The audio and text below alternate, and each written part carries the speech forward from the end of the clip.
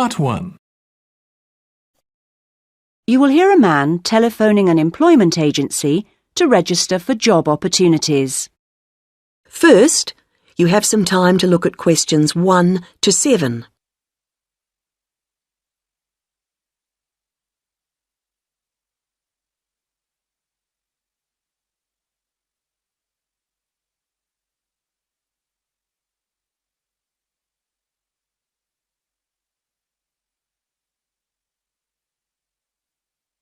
You should answer the questions as you listen, because you will not hear the recording a second time. Listen carefully to the first part of the conversation and answer questions 1 to 7. Able Employment, how may I help you? I saw your advertisement in the Daily Gazette, Oh, yes. and I'd like to register with you. I'm a student, but I've got the long holiday coming up. Certainly. I'll just get the form ready. OK, let me take your details. Sure. Can I have your full name? It's Bowen. James Bowen. B-O-W-E-N. Right. And your address, please? Well, just now I'm staying at the youth hostel. I see. But I'm moving into a flat on Friday. Well, give me that one then. It's 4 Lion, like the animal, Road, Melford, MF4 5JB. OK. And then I need to have a phone number for you. I don't know the number at the flat yet, but I could give you my mobile. That's 09954 721 822. Would that do? For the time being. But if you can let me know your new number when you can. Of course. Now, qualifications. What qualifications have you got? I mean, post-16 qualifications. Well, I stayed on at school till 18 and got my A-levels. Fine. Anything else? You said you were a student. Yes, and then I've done 2 years at college, so I've got my history diploma, though I don't know how useful that'll be for getting a job. Well, it depends. Everything counts in some way. And I also did an IT course this year, and that got me my computer skills certificate, which I certainly hope is relevant. It's different anyway. That's all really. That's quite a good range. And what about on the practical side? What work experience have you got? Well, not too much, because I've mainly been studying. Yes. But 2 summers ago I worked just as general assistant in a hospital for about 3 months. It was quite hard, but very interesting. OK. Anything else? If you include part-time work... Oh, yes. I've often worked in the college holidays as a tour guide, showing visitors round. That's quite enjoyable, meeting people. I'm sure. Before you hear the rest of the conversation, you have some time to look at questions 8 to 10.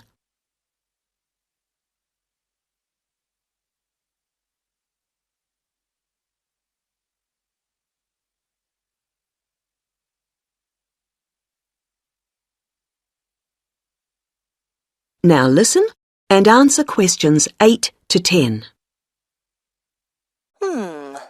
Now on to interests. There's space here for 2. What would you say? 2. Well, I like various sports, but I suppose we should put that I'm in the swimming club. I'm pretty committed to that. Yes, that sounds good. And for the other one, something different? I'm very keen on music too, and I love playing piano. I've been doing that for over 10 years now. Yes, I'll put that down. Well, that's more or less it for the time being. Uh-huh. Just one more thing. What I do need is your availability. Oh, yes. The college term finishes on June the 20th, and then I'm going to visit my parents. But I can be back and ready to start on June the 28th, if that seems okay. I'm sure it is. Now, what happens next is that I process this information, and then...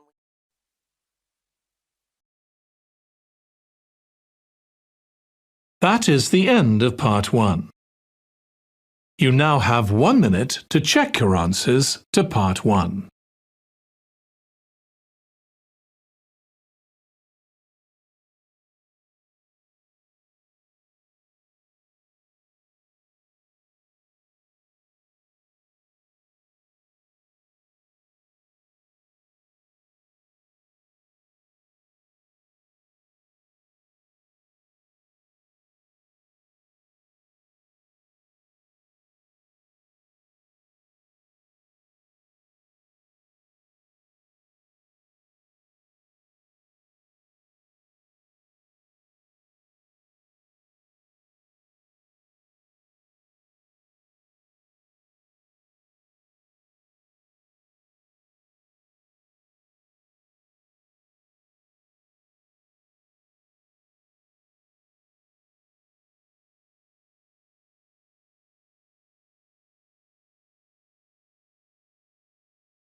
Part 2.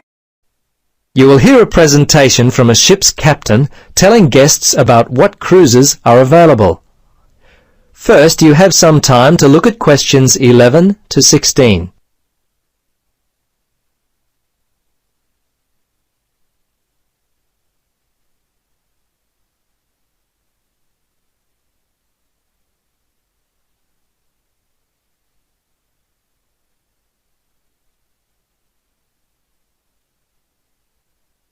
Now listen carefully and answer questions 11 to 16.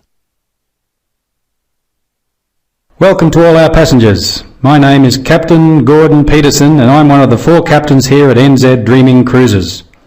My purpose in the next few minutes is to give you an overview of what cruises are available for you to choose from. Once you have decided which one you'd like to go on, from this central area we will board the boats for your individual cruises. I am assuming by now that you have read the brochures we sent to you, so I'll only take the time to mention the highlights of 3 of our cruises. Now we do have additional cruises on different days, but these are the 3 that we're offering passengers today. And please feel free to ask any questions you may have. Okay then, to begin. The M.C.Q Lodge Cruise has consistently been one of the most popular cruises we offer. It's a 2-day sightseeing spectacular. You will see the original homestead of Donald Sutherland, who arrived in the area in 1877. It's a real treat to see such an old building. Most people are not actually able to go in, however included in the $170 price, we offer a tour of the old home. The lodge itself is now used solely as a part of the Milford Track guided walk and is not available for any other accommodation. We will arrive at the M.C.Q Lodge and there spend the first night and next day before cruising home. The Milford Sound Cruise is next. We used to operate this one daily from the wharf situated in Freshwater Basin, but recently we've upgraded the experience to a 3-day, $240 voyage. Up until 1979, this area was also used as an anchorage for the Milford fishing fleet. We offer an opportunity to go fishing on this one. Don't worry if you don't know much about fishing. We also include a free fishing lesson with the cruise. You anglers won't want to miss this one. Our next cruise is more for the outdoor adventurer. We've called it Adventure Bound. This 4-day trip starts with a visit to Lion Mountain. Rising to a height of 1,302 metres, or 4,272 feet, you had better be sure to pack your climbing boots. Now don't worry if you don't have any. Boots and basic outdoor survival skills are included in the $340 price. On day 2, we go whitewater rafting, and if there's still snow on the mountain, we'll have a chance to go skiing. Before you listen to the rest of the presentation, you have some time to look at questions 17 to 20.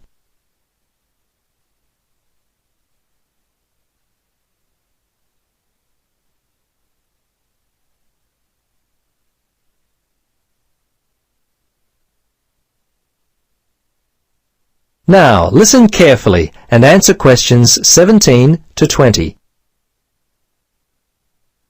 Now just to let you know what is available as far as facilities are concerned. Our boats are fully equipped to offer you most of the comforts of home. However, a few things may be different. For example, showers. Please keep them to around a minute as we have limited heated water. There are no TVs on board, but you can listen to the radio to keep up to date with the outside world. You'll find that nature will provide most of the entertainment. Speaking of water, nature will provide a special surprise. As we cruise in close to the rock face of Fairy Falls, you'll be able to try your skill at catching a cup of the pure alpine water from the falls. Not everyone is successful at this, but over the years our staff have become very proficient at filling large containers full of this beautiful alpine water. There's always plenty in the kitchen for you to enjoy. And sorry, no swimming. We wouldn't want any of you to die from exposure. Meals. Meals are served at the same times. Breakfast is always from 6:30 in the morning and 12:30 for lunch. Dinner is served at 6 p.m. and we serve all meals for 1 hour. If you come after that, sorry, but you'll have to wait for the next scheduled meal.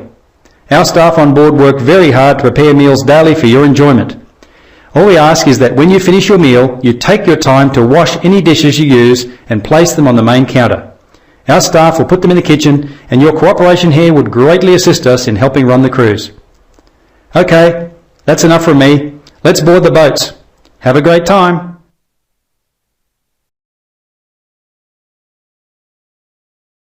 That is the end of Part 2. You now have 30 seconds to check your answers to Part 2.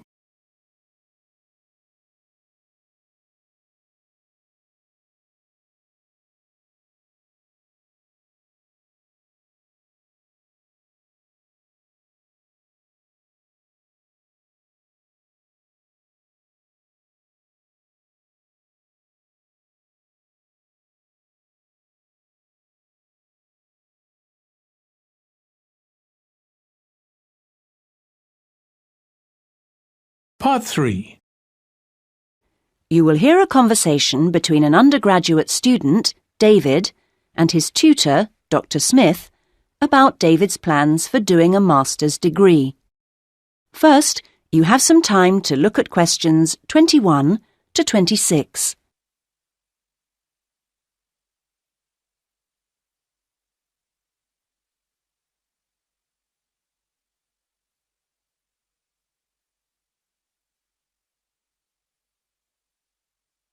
Now listen to the first part of the conversation and answer questions 21 to 26. Right. Well, David, I think it's a good idea to talk a little about your plans for going on to do an MA. Now, I understand you're thinking in terms of either Forth College or Haynes College? That's right. Well, so far anyway. No, I think that's a good choice to have narrowed it down to. I'm interested to know how the services to support students work in both places. Yes, I know you've needed to make use of those here in the last year. I have to say I'm not absolutely sure about the situation at Haynes. I expect they're all right, but certainly Forth has a good reputation in that regard. They have a large number of students from abroad, and they have to make sure they're okay.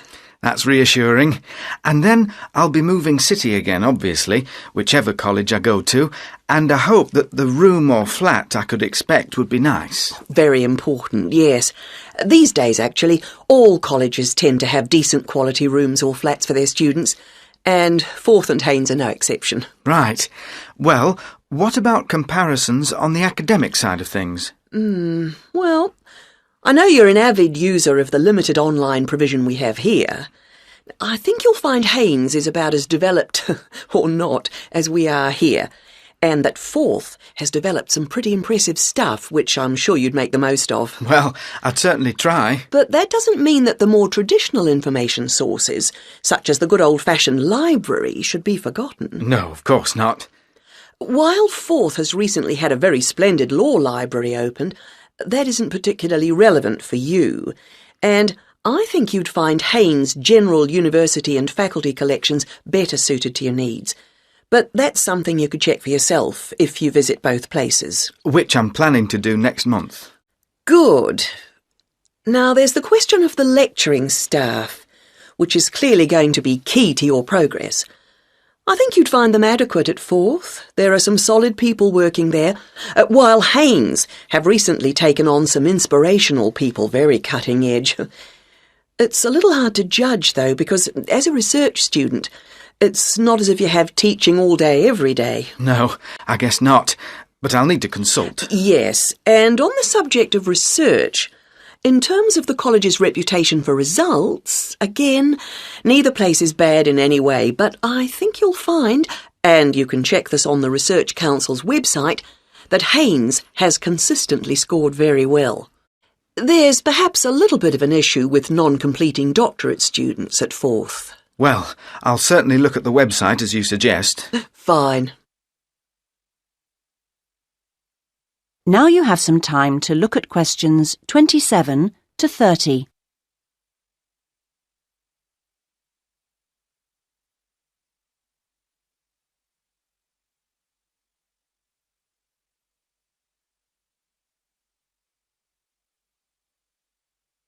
Now listen to the rest of the conversation and answer questions 27 to 30.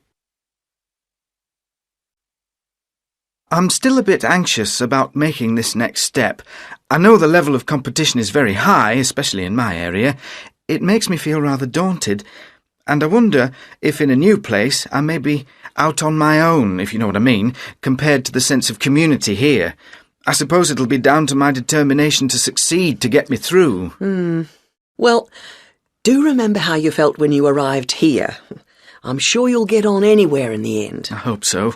And of course, you still don't know exactly where you want to end up. By the time you've completed your masters, you'll have a clearer idea of whether you want to progress to doctorate level. It's possible, I suppose, that you'll begin to see how much you might be interested in picking up some bits of lecturing earlier than that, since your area's fairly specialised, and it may put you in demand sooner than you think. To establish yourself in your area of expertise, it would be sensible to think in terms of getting your stuff into one or two of the journals, converting parts of your dissertation into suitable formats for them. That'll stand you in good stead, whatever else you decide to do. That sounds like good advice, thanks. Actually, I think master's level studying has improved in some ways over the last few years. The internet you love so much was always going to make all kinds of studying easier. Or that's the idea, anyway. I'm not sure it really has the impact you might think. What I've found impressive is the way courses have developed to be more adaptable, more able to fit in with all the other demands in people's lives. So, while the exams and assignments you all have to do may not have shifted much, at least a wider range of students are now able to benefit from education at the higher levels. I just wish I could be sure I was always making the best use of my opportunities. At the end of each week, I usually feel I could have got more done, arranged things differently, been more efficient somehow. I've got a lot better at taking down notes during seminars and lectures, which means, I think, that my written work has benefited to some degree, so there's progress on some fronts at any rate. Yes, it's interesting seeing... That is the end of part 3. You now have 30 seconds to check your answers to part 3.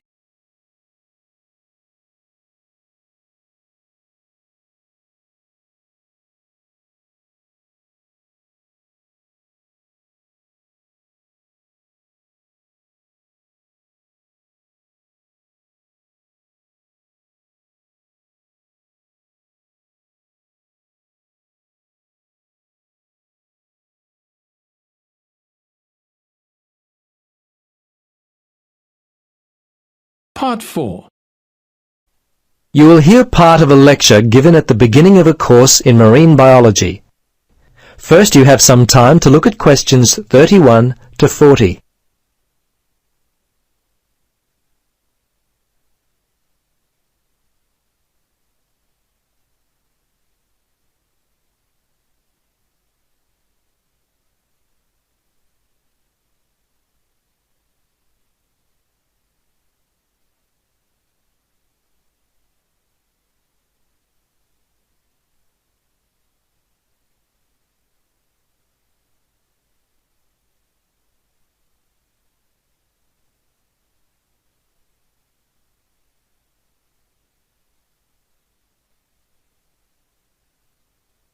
Now listen and answer questions 31 to 40. Students, I hope this first lecture, which I've called The Uses of Oceanography, will provide a helpful starting point for our studies this semester. In order to be a valid area of study, it has been said that the scientific study of sea or oceanography, as we call it, must point to the practical benefits that can be gained for humankind. There's no doubt many are the benefits which have been identified as a result of study in this field. Firstly, through careful study, oceanography helps us to determine where new raw materials for the future may come from, such as where new foods, for example, may be harvested. Certainly, to reap the harvest of the ocean is just as difficult as it is on land. Microscopic plants and animals or plankton are neither easy to gather nor edible for humans. Fortunately, our marine creatures do an excellent job at both gathering and eating, so we must continue to go out into the oceans and confront the often difficult oceanic conditions in an attempt to capture them for food. Of course, even in the most fertile areas, stocks of profitable and edible fish are not inexhaustible. In many areas around the world, limits are placed on numbers of fish that can be caught. Improving our understanding of marine species behaviour is therefore a dominant area of study for oceanographers. For hundreds of years, the ocean has been a cheap highway for commerce, but the challenge for those who travel it has always been to do so safely. Oceanographers therefore attempt to bring some predictability to the movement of currents, as well as the winds that blow and the effect these have on the waves that are generated. Early oceanographers such as Edward Forbes, a native of the Isle of Man and considered by many to be the founder of the science of oceanography, was the person to lay the foundation for British government's support of oceanography in the mid-19th century. Another of Forbes' contemporaries, Irishman J. Vaughan Thompson, collected and studied marine plankton off the Irish coast in 1828. In addition to marine life, Thompson's interests were in the tidal patterns and currents of the ocean. Another of the early professional naturalists that made significant contributions to marine biology was Charles Darwin. Darwin, most famous for his later works on theories of evolution, was commissioned early in life as a naturalist on HMS Beagle expeditions in the early 1800s. The Englishman collected and studied numerous marine organisms during this famous voyage, which eventually led to his subsidence theory of coral reef formation. According to this theory, fringing reefs form along the edges of an island, and then, as the island subsides, a barrier reef is created. So we see that early oceanographers were interested in bringing predictability to the ebb and flow of the vast ocean.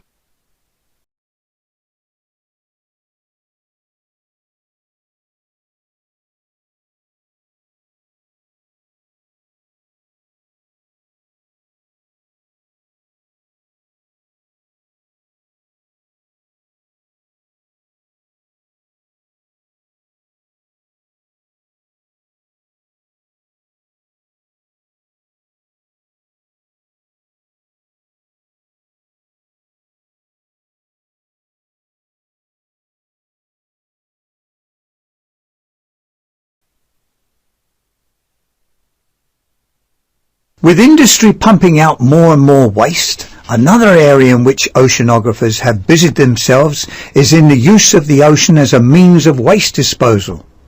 In an attempt to discover a satisfactory answer to the question, the processes of diffusion and mixing, and the manner in which they depend on the waves, tides and currents, remains a focused area of study. Nuclear waste has also been an important area. Oceanographers are currently studying the effects of the burial of waste into the mud of remote ocean sites.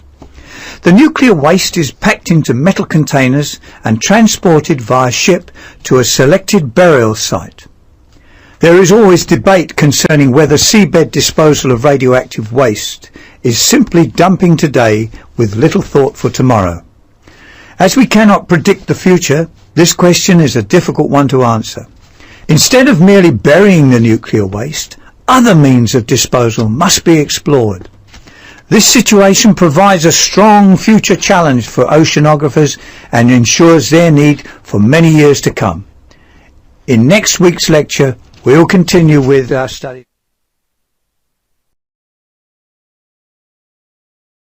That is the end of Part 4. You now have 1 minute to check your answers to Part 4.